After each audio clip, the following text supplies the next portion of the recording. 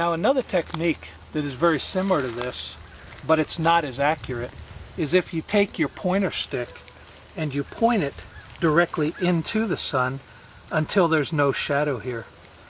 When there's no shadow there, what will happen is your shadow will grow out as the sun moves off of your stake.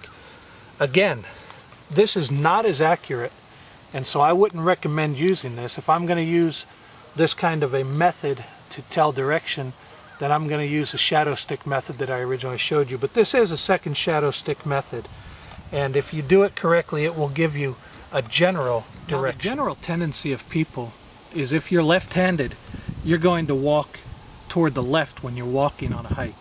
If you're right-handed, you'll navigate toward the right. That's just a natural tendency that tends to throw us off from walking in a straight line.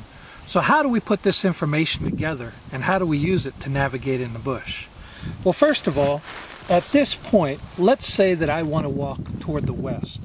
What I would do is I would line my compass up to west, which is 270 degrees, put the compass right on 270, then I put my north on the compass into the north. Now the arrow on my compass is pointing toward the west. So what I'll do, and I'm going to get down on my knees so that you can see this, so that Tam can get the shot, is what I'm going to do, I'm going to line that north up inside of the circle, then I'm going to look up this arrow and get a landmark that's ahead of me. So right now, if I mark up, I see this tree is directly to my west. Let me see if I can give you a stick to show you what tree that I'm looking at. This tree right here is directly to my west. So what I would want to do is I would walk from here to that tree and then take another shot. So let's take a walk, let's go up to that tree, and then we'll be able to find it out.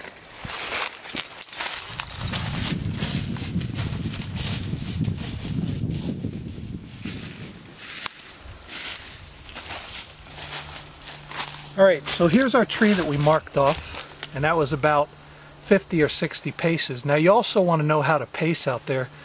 My pace is exactly 100 paces for 1/10 of a mile. So if I go 1,000 paces, I know I've gone 1 mile.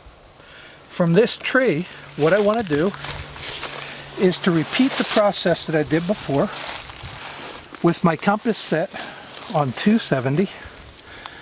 And if I look, I can see that my arrow is pointing, if Tam can shoot right between these trees here.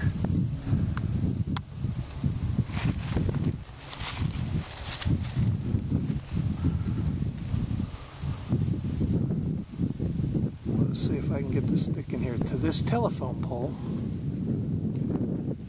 Now, you can see that my arrow is pointing right to this telephone pole in the distance.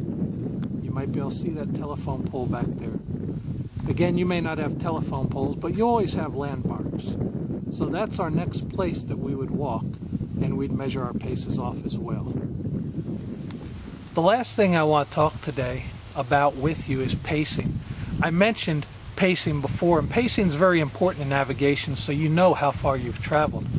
Now, if I start off walking with my right foot forward, and I take one normal step, and then a second normal step, from the place where my toe left the ground, where my right toe leaves the ground, to the place where my right toe hits the ground again, is one pace. Now, as I said, you need to get out and measure this. I've measured my pace, and I know that my pace is exactly 100 paces for 1/10 of a mile.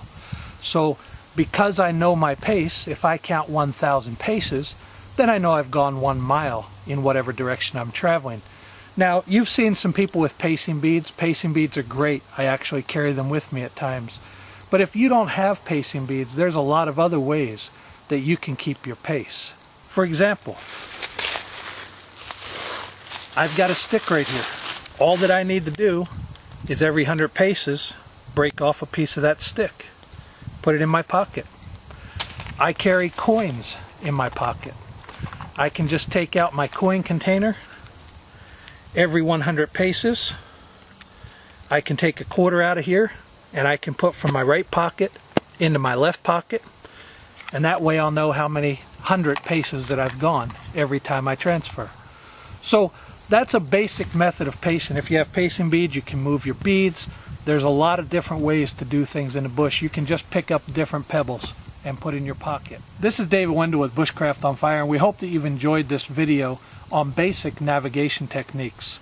We are going to eventually do a second part on this, and at that point we can look at the moon and the stars and show you some celestial navigation as well. There's some neat tricks when you get to telling direction by the moon and by the stars, and you can also tell where your latitude is as well through that method of triangulation, which we'll show you. But for this video, we're done for now. So hope you've enjoyed it. Hope you have a great day. Join us again for another video soon, and thanks for all of your support.